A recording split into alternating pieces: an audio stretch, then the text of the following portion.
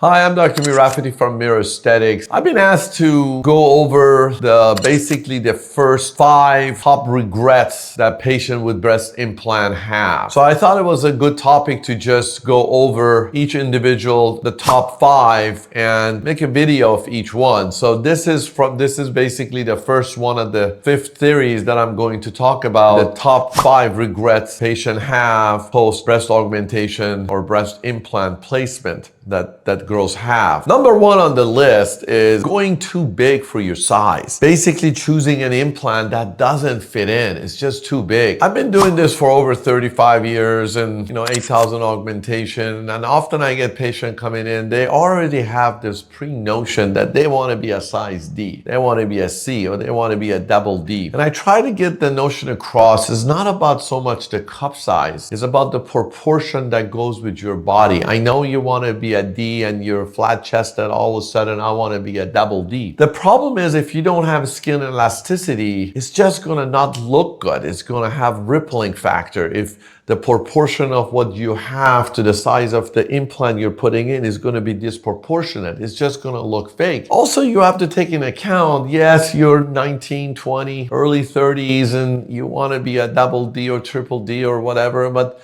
gotta keep in consideration, would you be happy with this size when you're in your 50s or 40s? Is that going to fit well with you? Now, one school of thought is, oh, when I'm there, I think about it. But again, remember, when you stretch out the skin and you don't have a good skin elasticity, it's not going to look good afterward, even if you bring it back and do a reduction and do a whole lot of other surgery when you're in your 40s, now regretting why you went too big. So I try to talk to my patient, and then when they come for implant sizing during my pre-op, I give them a range. I said, look, in this 8,000 augmentation I've done, I only had one patient came back saying I'm too big. That was after like 8 years. And I told her not to go that big. I particularly remember that patient, she wanted the 600. I said, it's just too big. But she could carry it, and she said, yes, I like to do it. And long and behold, 15 years later, she comes back, she goes, now I'm religious. When I go to church, everybody's looking down here, doesn't look good, I will take them out. Now you have to do a reduction, a simple surgery, it turns into a lift, reduction, and more scarring, and a lot more money. So of the 8,000 I've done, one patient said, God, I'm too big. So I try to convince them. I said, look, I'll give you a range, and you can work within this range. Now, if you want to go a little bit bigger, I'll work with you. A little bit smaller, I'll work with you. But if it's too small that I don't think is going to do anything, I will interrupt this. And if it's too big, and I will also interrupt it. And I said, you know what,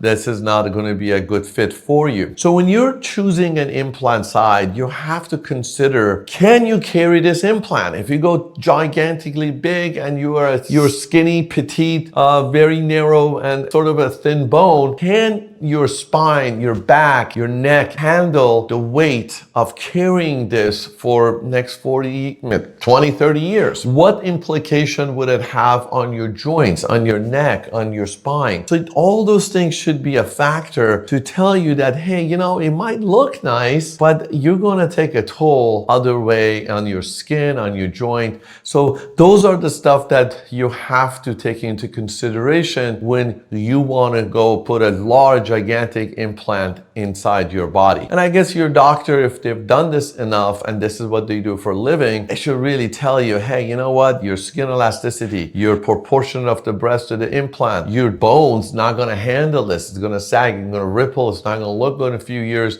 and you got to do multiple other revision surgery. So that was number 1 in our list, and we're going to continue with number 2, 3, and 4, and 5. Those are the top 5. Stay tuned.